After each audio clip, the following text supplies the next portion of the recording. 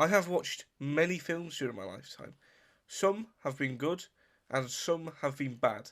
But my favourite by a long shot has to be the 1985 blockbuster hit, Back to the Future. When I first watched it as a kid, I was an instant fan with its high-paced action and great comedic writing. With Michael J. Fox and Christopher Lloyd in starring roles, it is highly considered to be one of the greatest films ever made. In this video, I'll be looking back at the film's production, and I'll give my thoughts on the film.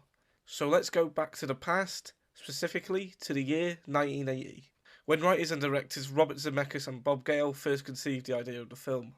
They were desperate for a hit film after the failures of their previous films. They pitched the idea to many studios, but they rejected it. The film was finally greenlit by Universal Studios, who put faith in both Zemeckis and Gale after the success of the 1984 film Romance in the Stone. Most of the cast was already set, besides the role of Marty. They desperately wanted Michael J. Fox for the role, but he couldn't do it due to scheduling conflicts, so they had to settle for an actor called Eric Stoltz. The role wasn't right for him, and eventually he was fired and replaced by Michael J. Fox. Back to the Future was released on July 3rd, 1985 to positive reviews and became the highest grossing film of 1985. Marty McFly is a high school student living in Hill Valley, California. He has a girlfriend and aspires to be a musician, but he is called a slacker by his principal, just like his father. His home life isn't any better, as his mother is an alcoholic, and his father keeps getting picked on by his boss, Biff Tannen, an old bully from his high school.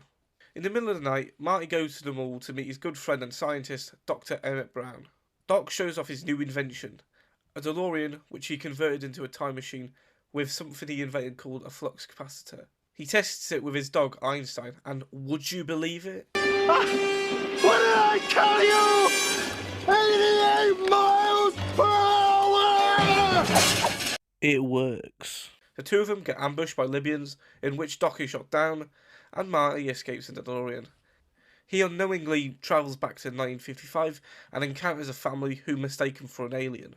Marty walks into 1955 Hill Valley and into a cafe where he runs into George McFly, his father, who gets picked on by Biff and his friends. He follows his father, who is spying on a girl in a tree, and proceeds to fall from the same tree. This leads to Marty getting hit by a car. Marty awakens in bed, to which he thinks he's back at home, but it turns out he is in the bed of Lorraine, Marty's own mother. It is an awkward encounter with Lorraine and her family as they have dinner, with Marty knowing everyone around him, but not them knowing him. He proceeds to Doc's house, who doesn't believe that he is from the future. Marty proceeds to tell him the story about how he came up with the flux capacitor. Now Doc believes him. Marty tells Doc that they need 1.21 gigawatts to send him back to the future, but Doc says only a bolt of lightning can cause the 1.21 gigawatts. Marty knows when lightning strikes, next Saturday night. He starts to notice that the picture of him and his siblings start to fade, which was caused by Marty being hit by the car of Lorraine's father. It was his dad who needed to be hit by the car. So Marty also needs to get his parents back together. And what better place to do it than the Enchantment Under the Sea dance? Marty fails to get Lorraine and George together multiple times and ends up having an altercation with Biff, with the latter crashing his car in. At the dance, Marty and Lorraine share a kiss, but the feeling is a bit too strange for her. Like I'm kissing my brother. Turn it up. Biff then kicks Marty out, and his friends lock him in the trunk of a car. George arrives, expecting Marty in the car, and is shocked to find Biff and Lorraine. Biff twists his arm, but George punches him square in the face. Welcome, punch! The band gets Marty out of the trunk, but the guitarist hurts his hand, so Marty has to perform, making him late to go back to the future. George and Lorraine kiss, restoring balance and time.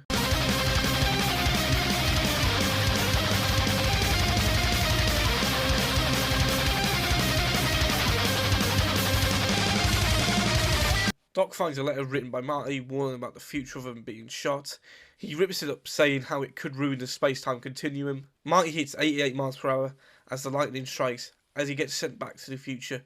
But he can't stop Doc from getting shot despite changing the time of the DeLorean. Doc sits up, and it is revealed that he's wearing a bulletproof vest after reading the letter Marty wrote.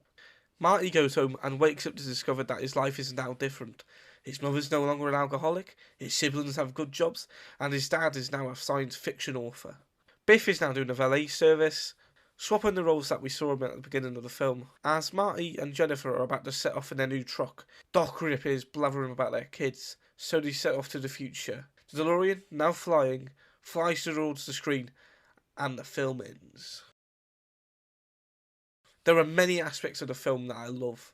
I really enjoy all of the foreshadowing in the film, like the plutonium under Doc's bed, Goldie Wilson being Mayor of Hill Valley, and the big one being the clock tower being struck by the lightning. The parts that really shine for me are the performances and the writing. Michael J. Fox and Christopher Lloyd really hit it out of the park for the roles they play, and their performances are so iconic, it's hard to see anyone else play them. I love how that Leah Thompson and Crispin Glover have to play essentially two characters, as young George and Lorraine are totally opposite to their older counterparts. The writing by Zemeckis and Gale is great, as they have a good balance of comedy, action, and emotion. This is heightened by the score composed by Alan Silvestri. I love how he uses the score to reflect both the 50s and the 80s. The theme is probably one of the most iconic pieces of film music. Don't forget the original songs made for the film by Huey Lewis and the News. They're iconic as well. The special effects are also great, especially in the climactic ending.